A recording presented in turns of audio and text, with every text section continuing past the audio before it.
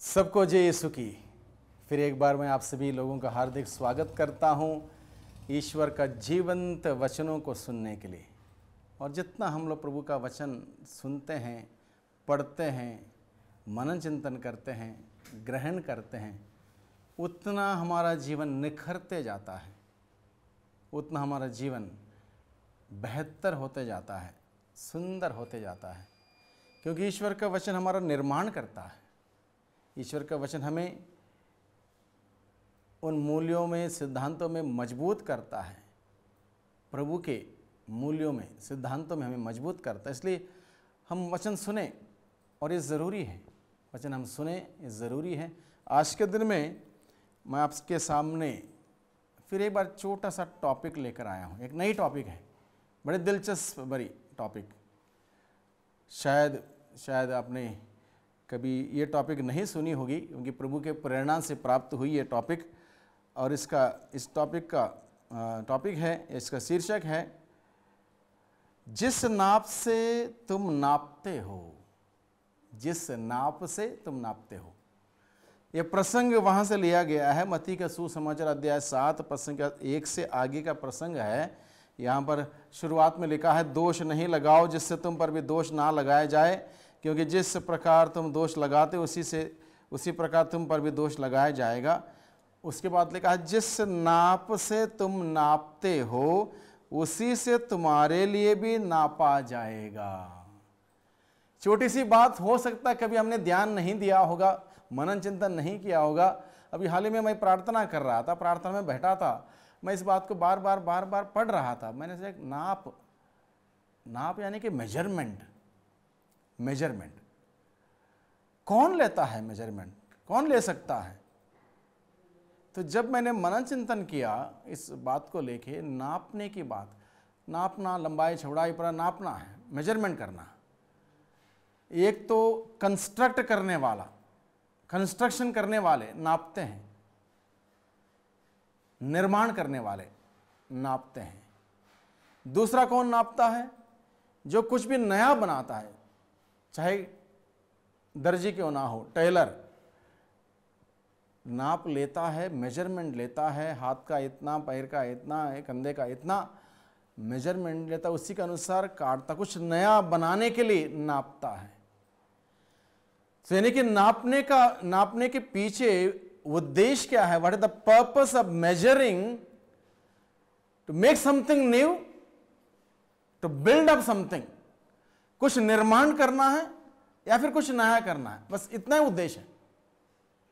अब प्रभु हमसे क्या कहता है?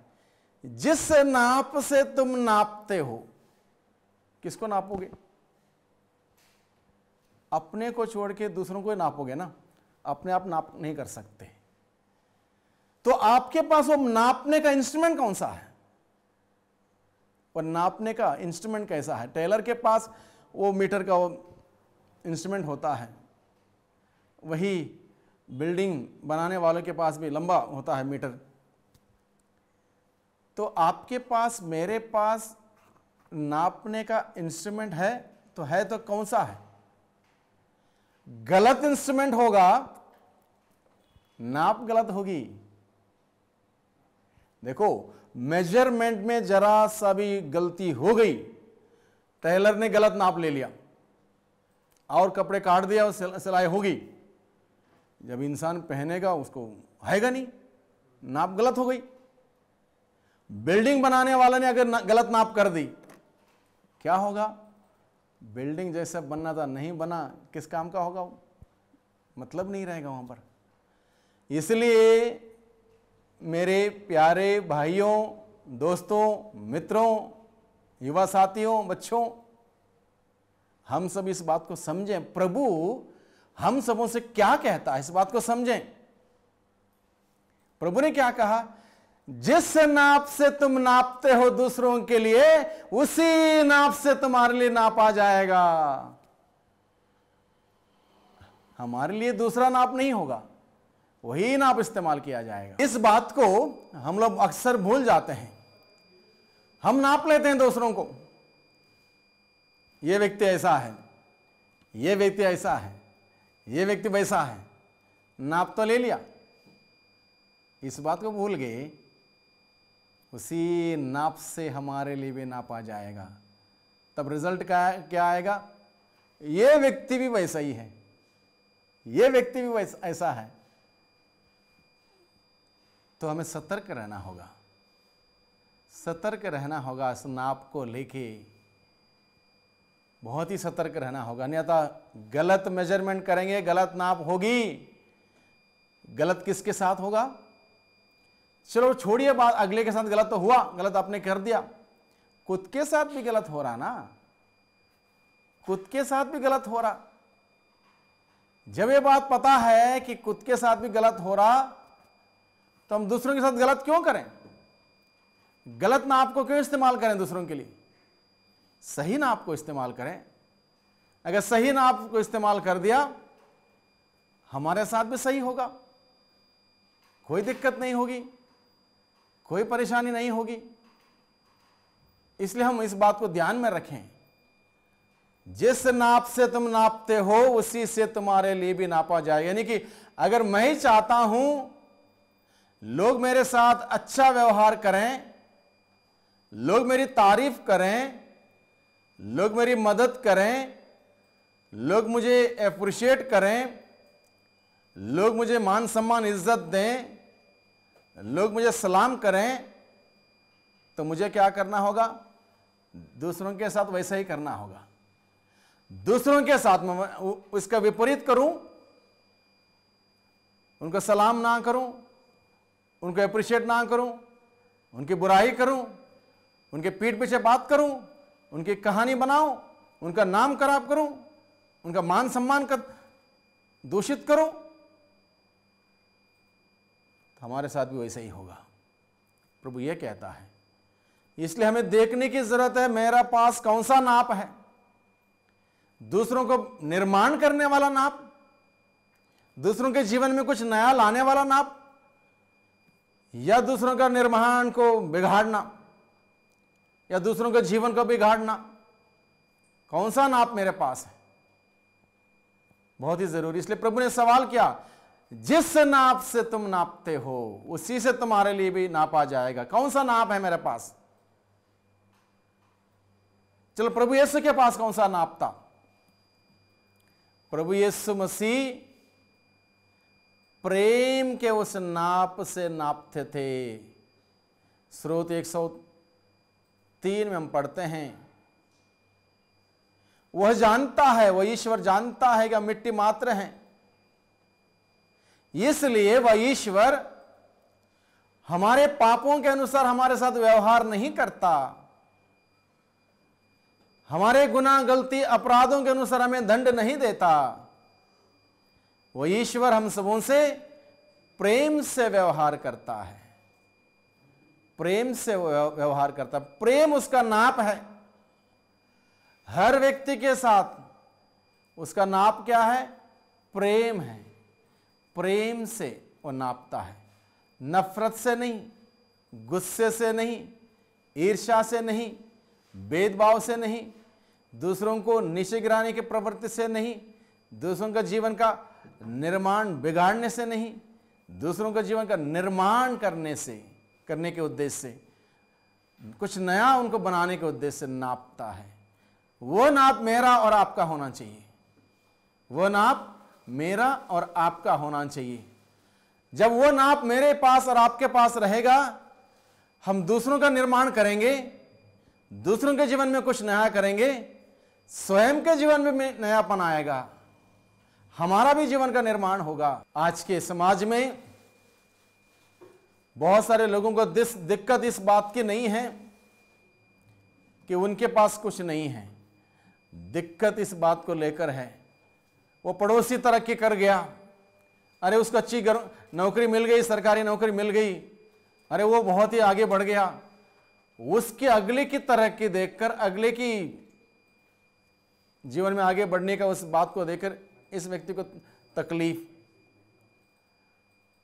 इसलिए आज के दिन में प्रभु हम सबों से बातें करता अपने वचन के द्वारा। भाइयों बहनों, हम सबों से कहता, जिस नाप से तुम नापते हो, तो हमें बार बार में चेक करने की जरूरत है, मेरा नाप कोई गड़बड़ तो नहीं, नाप करने का इंस्ट्रूमेंट एक्यूरेट है या नहीं है।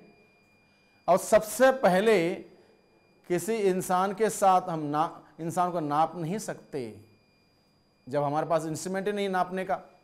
गलत इंस्ट्रूमेंट है, नापेंगे सब काम खराब हो जाएगा। इसलिए हम निर्णय ना दें, जजिंग ना करें। इंसान के अंदर ऐसी कैपेसिटी हो सकता, आज तक इंसान खराब हो सकता है किसी बात को लेकर, कोई कमजोरी को लेकर, कल उसके पास इतनी कैपेसिटी को नया बन सकता है। नया बना सकते हो तब नापो, उसका साथ दो, उसका प्रभु के रास्ते पर लाने में उसका मदद करो। ऐसे नाप इस्तेमाल करेंगे तब हम जीवन का निर्माण करेंगे, दूसरों के कुछ नया बनाएंगे उनके जीवन में। अन्यथा हम नापने ना जाएं, खुद को नापें, खुद को नापें। इसलिए खुद को अच्छी तरह से अगर नापेंगे तो उसी नाप से हम दूसरों को नापेंगे, तब जाके हमारे जीवन में वो खुशहाली, वो आनंद और प्रभु की आशीष और प्रभु का प्रेम बना रहेगा। इसलिए प्रभु आज के दिन में हम सबों से कहता है, जिस नाप से तुम नापते हो उसी से तुम्हारे लिए नापा जाए। यानी कि हम इस बात को सही भली भांति समझें। अगर किसी भी प्रकार से सोच से, विचारों से, कार्यों से अगर हमने किसी दूसरे के साथ बुरा किया है, उसको हर्ट किया है, उसको परेशान किया है, उसको दर्द दिया है, उसको उसके सामने मुसीबत खड़ी कर दी है किसी बात को लेकर, लौट के आएगा हमारे पास। ये कहावत है, सिर पे डाला हुआ पानी पैर तक पहुंच जाता है। इसलिए जो इंसान बोता है वही लुनता है। अच्छा बोया तो अच्छा लुनेगा। जीवन के कर्म अच्छे हैं तो अच्छा मिलेगा, जीवन के कर्म अच्छे नहीं हैं, अच्छा नहीं मिलेगा। इसलिए नाप सही रखें, सही रखें। सही नाप नहीं है, बिल्कुल नापने ना जाएं। नाप हमारा सही करें, इंस्ट्रूमेंट सही करें। प्यार का इंस्ट्रूमेंट रखें, दया का इंस्ट्रूमेंट रखें, शांति का इंस्ट्रूमेंट रखें, एक दूसरे के साथ मेल मिलाप करने का इंस्ट्रूमेंट रखें, विभाजन करने का नहीं। ऐसा करेंगे हमारे जीवन में आशीषें आएंगी, उनके जीवन में आशीषें आएंगी। और एक कहावत है, और एक कहावत यह है, जब मुझे पता है कि मेरा घर शीशे से बनाया हुआ है, मैं पत्थर लेके जाऊं दूसरों के घर को पत्थर मारने, ये सोच के कि उसका घर, शीशे का घर टूट जाएगा और मैं ताली बजाऊं, नहीं हो सकता। याद रखें, उस वक्त जब मैं दूसरों के घर को, शीशे के घर को पत्थर मारने जा रहा हूं, याद रखें मेरा भी घर शीशे का है। उसका तोड़ूंगा, एक दिन मेरा भी घर टूटेगा। इसलिए भाइयों बहनों, प्रभु की बात हम सभी समझें। प्रभु ने आज के दिन में हम सबों से बातें की हैं, ये कहते हुए, दोष नहीं लगाओ जिससे तुम पर भी दोष ना लगाया जाए। कोई दोष लगाओगे तुम पर दोष लग जाएगा। दूसरों के लिए बुरे तरह से नापोगे, बुरा तुम्हारे साथ होगा। दूसरों के लिए अच्छा नापोगे, अच्छा तुम्हारे साथ होगा। हम कामना करते हैं, सोचते हैं, चाहते हैं, उम्मीद करते हैं, विश्वास करते हैं कि हमारे साथ सब कुछ अच्छा हो। दूसरों से अपने प्रति जैसा व्यवहार चाहते हो, तुम उनके प्रति वैसा ही किया करो। प्रभु यीशु ने कहा, दूसरों से अपने प्रति जैसा व्यवहार तुम चाहते हो, तुम पहले उनके साथ वैसा करो, तब जाके तुम्हारे साथ वो अच्छी बातें होंगी। जो चाहत तुम रखते हो अच्छा होने का, लोगों का प्यार मिलने का, लोगों से तारीफ मिलने का, तुम्हारे जीवन में ये सब सही होगा, अच्छा होगा। आइए हम इस वक्त प्रार्थना करें, क्योंकि ये बात प्रभु ने हम सबों के सामने रखी, हम में से हर एक व्यक्ति के जीवन में लागू है। और हमें से हर व्यक्ति को देखना है आज के दिन में, क्या मैं दोष तो नहीं लगाता हूं किसी के ऊपर, क्या मैं दूसरों को गलत तरीके से नापता तो नहीं। अगर ऐसा करता हूं तो मुझे सही नाप अपनाना होगा। स्वयं के प्रति जैसा व्यवहार चाहते हो दूसरों से, तुम दूसरों के लिए वैसा ही किया करो। प्रभु की बात हमारे दिल में रहे और इस प्रकार से हम दूसरों के साथ अच्छा व्यवहार करते हुए प्रभु के आशीषों को प्राप्त करें। उसके कृपा में बने रहें। सर्वशक्तिमान पिता परमेश्वर, धन्यवाद देते हैं इस सुंदर वचनों के लिए। आपने हम सबों को एक नया विषय दिया, इस विषय के साथ मनन चिंतन करने के लिए आपने निमंत्रण दिया, बुलाया हमें, जिस नाप से तुम नापते हो। प्यारे प्रभु जी, आज के दिन में आपने मुझे इस विषय को लेकर बातें की, मुझे इस बात को अनुभव करने के लिए आपने सिखाया कि मैं किस नाप से नापता हूँ। अगर मेरे जीवन में बुरा हो रहा है, इसके मतलब निश्चित रूप से मैंने दूसरों के साथ बुरा तरीके से नापा होगा। आज के दिन में प्यारे प्रभु जी, मैं आपसे प्रार्थना करता हूँ, हर किसी के साथ अच्छा व्यवहार करने की कृपा मुझे दीजिए, अच्छी बातचीत करने का, अच्छा रिश्ता संबंध जोड़ने की कृपा मुझे दीजिए, ताकि मैं उनके जीवन का निर्माण करने वाला बन सकूं। वही प्रभु हम सबों को यह अनुग्रह और कृपा, ताकि हम सभी प्रभु के इन वचनों के अनुसार जीवन बिताने वाले बन सकें। पिता और पुत्र और पवित्र आत्मा के नाम पर आमीन।